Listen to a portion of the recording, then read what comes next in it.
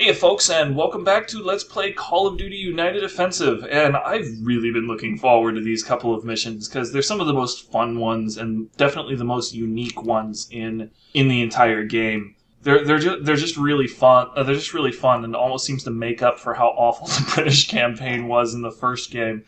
And joining me today is Hey everybody, it's Last Robocar here. Everyone's been hyping up this next level and the British campaign in general for me, and I am really looking forward to it. And I'll talk about more when we actually start the stage.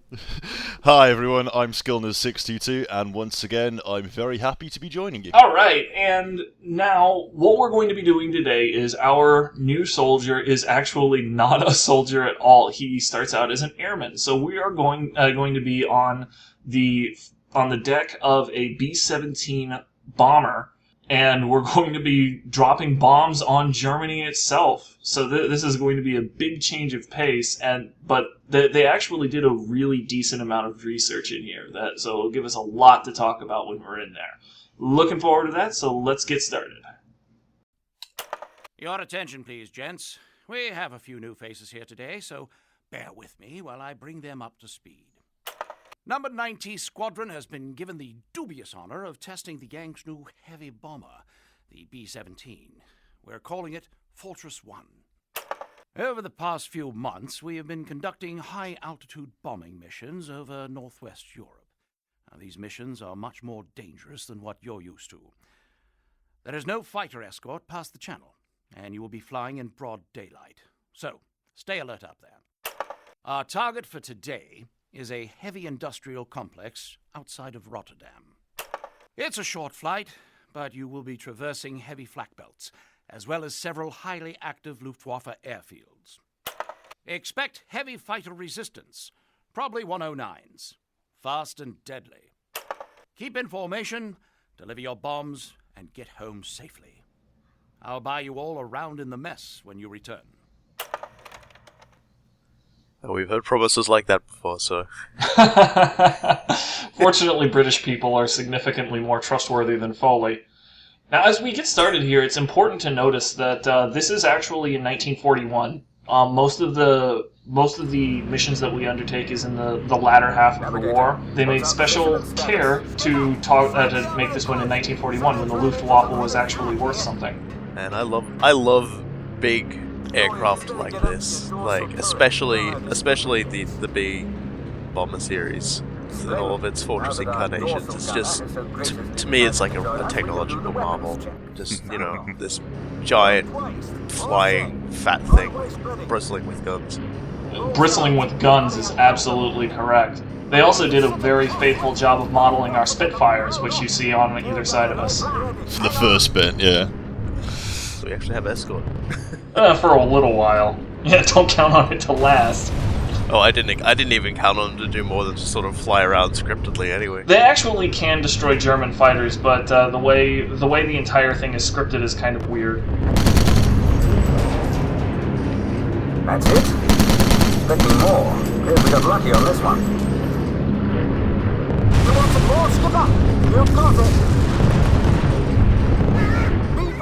Just took a hit. She's going down. This is the problem with daytime raids. That's why we stopped doing them. Oh god. Yeah. Actually, later on, the game itself will admit that daytime raids are suspended. This was not one of the Americans' better ideas during the war. Well, to be honest, the Americans had the crews and the planes to do it. The British didn't at the end of it. Right. Because it was the casualties for British bomber crews are somewhere between hilarious and horrific.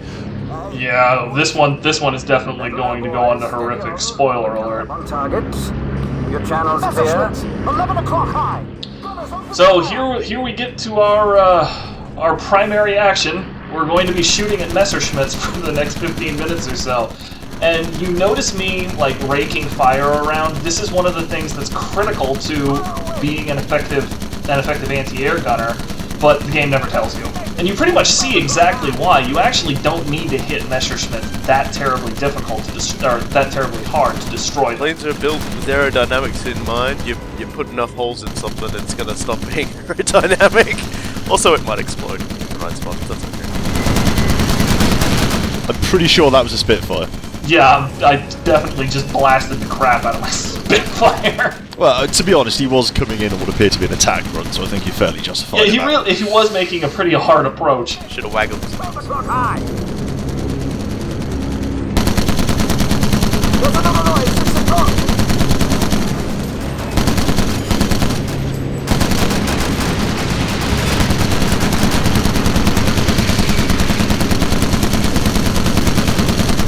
The game actually gets a lot easier as far as needing to lead your shots and everything as you get to move out to other guns than the dorsal turret. I did like that they've got the inside model. You wander around in it, grab health packs and that sort of thing.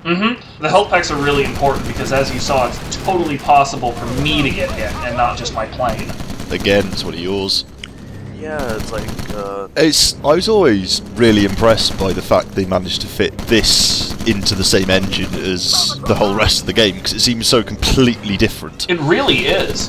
And I mean, I would love to see exactly their design document on how they did it, because it seems like so much ingenuity that isn't replicated anywhere else in the game. This part isn't even in multiplayer. It's just this one mission.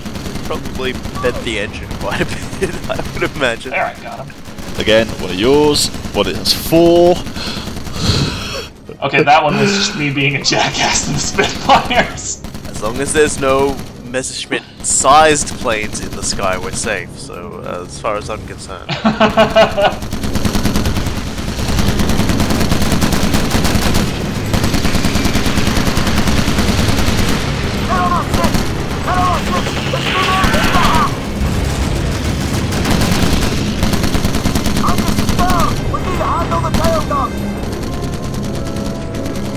Get back and take over the tailgun position. So yeah, the game also makes a thing out of other other gunners being hit. Let's say the fellow had his legs tucked in so he wouldn't get his legs shut off. No, that was, first of all, that's his nuts, and second of all, that was the ball turret gunner. Angus was the one who had a Dutch girl once. Okay. Or no, wait, I'm sorry, he was the one who was asking how was she. Hopefully he'll live to find out.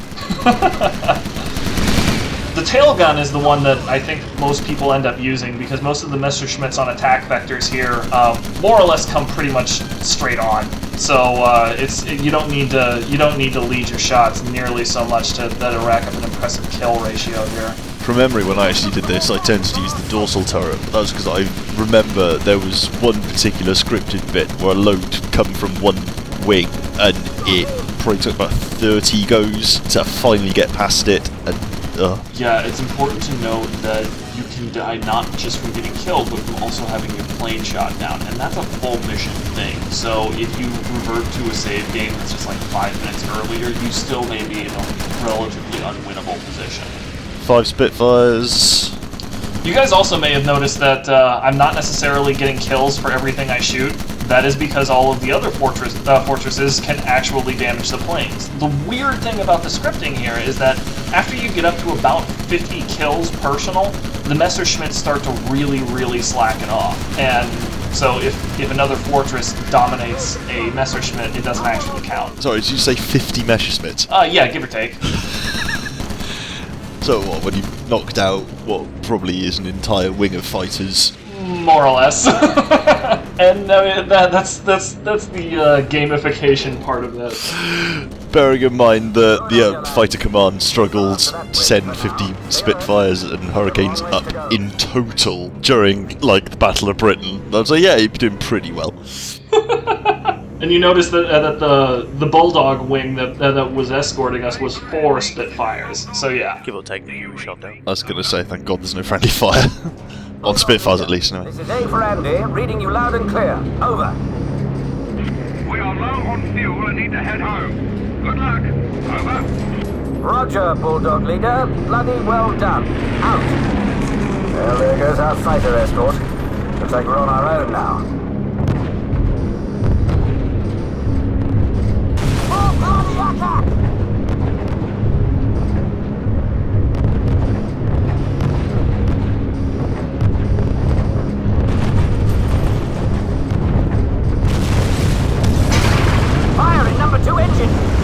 Controls are shot. I can't shut the fuel off from here. Doyle, get to the manual control and shut that engine down. And now you've got a prime view of the sky now. That's always very frightening. So high! That's the end of our radio operator. Gunners, our Spitfires are gone, so shoot any fighters you see. Skipper, that's what I was doing anyway. All turret, what's your status? For bloody snipers? Gone, they're everywhere, Skipper. I'll send the whole gun into Whopper. They're let's set them back. Return to sender. Considering that my soft goal for this is 50 Messerschmitts, I think it's appropriate that they make that comment about the whole bloody Luftwaffe. Just look at the skies, just full of all these little things that are here to murder you. Altogether, too many Iron Crosses. Doyle, get back on that tail gun, now! Move it, move!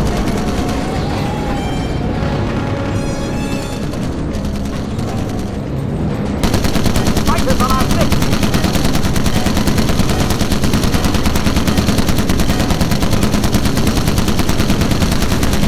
There you go, we're tabbled on this!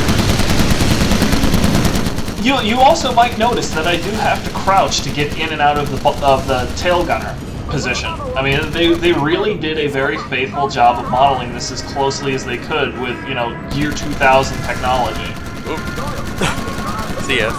Thought you were going to go at the rip then. There's so much going on at once. It's very, very intensive just watching it. Yep. I think a lot of the reason, again, why people might not like this mission is because it's entirely possible for your bomber to go down and to lose that way. So you can be perfectly healthy, and then all of a sudden A for Andy that takes too many hits, and it just fails the mission for you.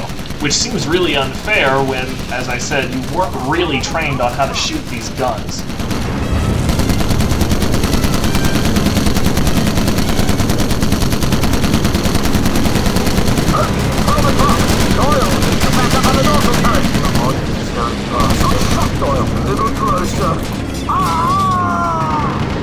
Left wing, it's all right, answer me. One got him, sir, I think he's gone. Copy right wing. Boy, was 19. There goes our waist gunner. Probably got married last week for going by the old 40s vintage war cliches. I'm surprised someone hasn't, popped up with the sad music playing and then. Hey, they didn't do it for Captain Price. Why are they going to do it for him? That's right. Yeah, the British don't get any nice sad music. Exactly. It's racism. Institutional racism is what it is. Bloody Yanks. Jealousy. The Russians get all like that Russian chanting and everything. No, the British don't get shit. That's what your soundtrack is. Your machine guns going crazy. Sounds about right. For me, this is at the very least how anyone who's making games should consider like their turret sequences. So many games where they do turret sequences, they tend to just be like, okay, sit here. Here's a whole bunch of guys. Wow, isn't that fantastic? They're all coming in waves. In this is kind of what I consider to be a really good turret sequence, because you still technically it's an area of control that you've got to cover. But it's an area of control you've got to cover that is just something unique, something fun, something interesting, and yeah, I don't know. It just seems like this is another thing you don't get to see nearly enough of. I think this and Transformers War for Cybertron's worm sequence are probably good examples of how you should probably consider doing a turret sequence. Turret sequences really work best when the area that you're working with is as dynamic as possible. The largest problem that you have with many turret sequences is that they're static defense points. And, that not only feels very stagnant from a gameplay perspective, it's really hard to balance from a mechanical one. So, yeah, when you have things like these Messerschmitts just swarming all over, and you've got no exact idea of where they're coming from next, it's incredibly frantic and it's incredibly dynamic. There is no spawn memorization that you can possibly do for this. Another day in the B-17.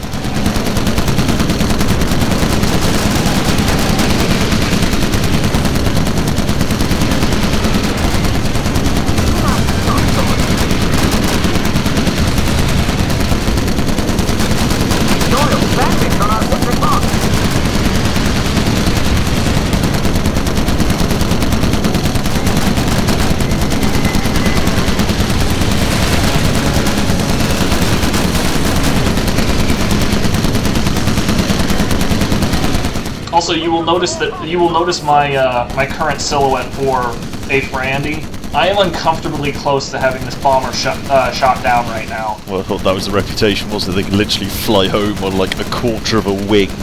Yeah, which is good because we've already lost 2 engines.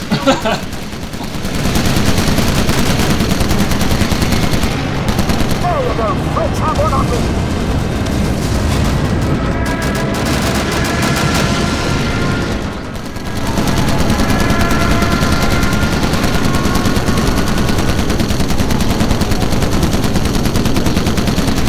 Doyle, keep moving. They're coming from everywhere.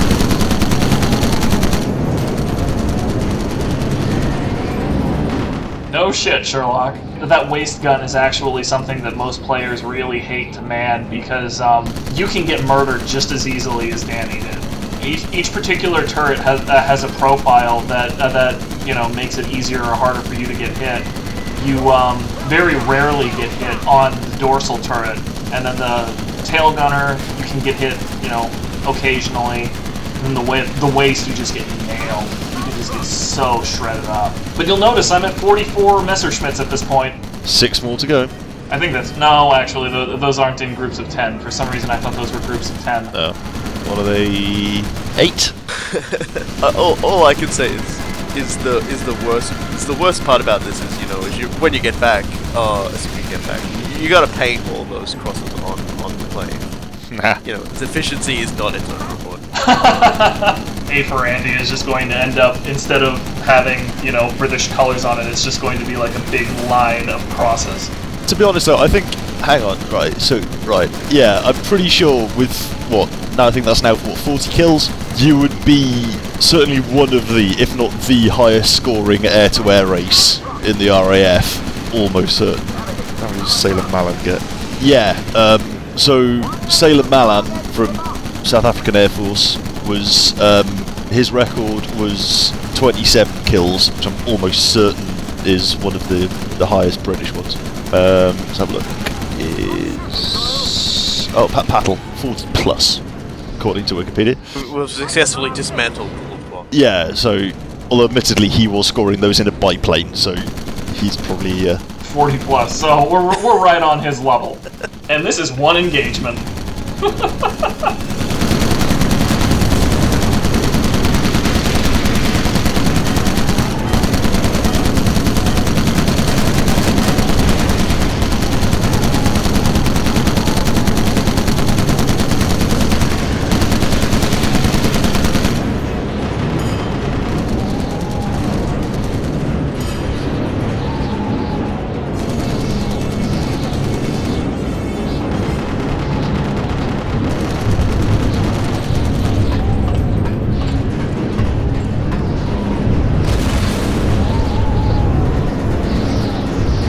Jesus Christ.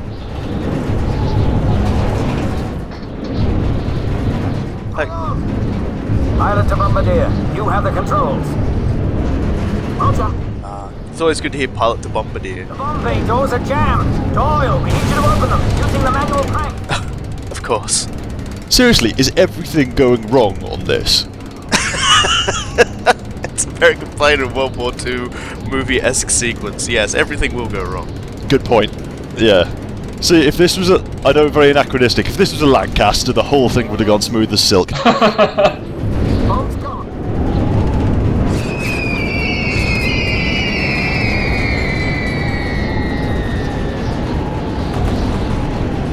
Direct hit, skipper. I repeat, direct hit. Well done. Good show. Fire in the aft compartment. Doyle, get the extinguisher. We're hit. I can't hold it together. Bail out. Bail out. Whoops. Come on, Doyle, this is no time to go skydiving. Yeah, you can obviously see how they've done the ground terrain. They've just made it look like extremely zoomed out. Yeah, exactly.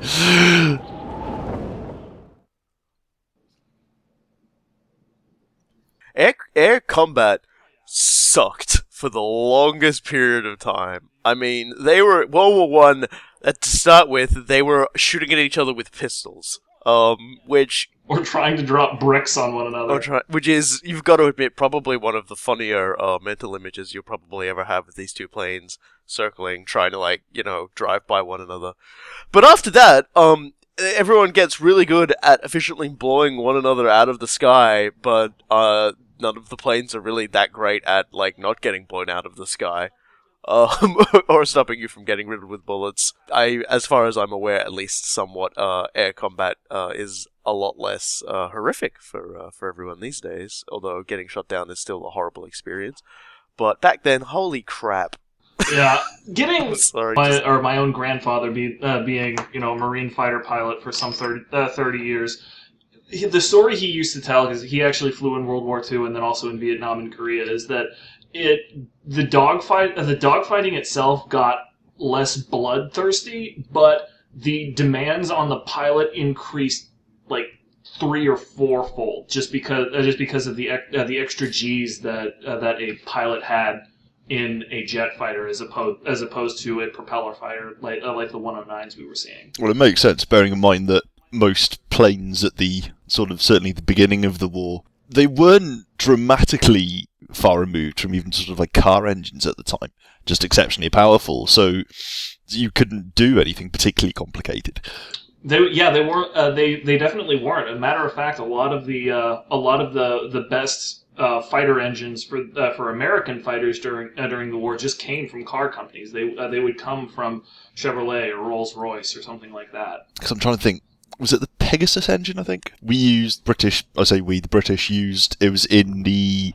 I'll probably get this wrong. I think the Mustang was a P-51, and it was also used in one of the tanks. I believe that actually was a thing for Luftwaffe as well. The Luftwaffe used a number of engines that were shared with Panzers, and that's what ended up happening toward the end of the war. The Luftwaffe ended up getting cannibalized in favor of the armored divisions.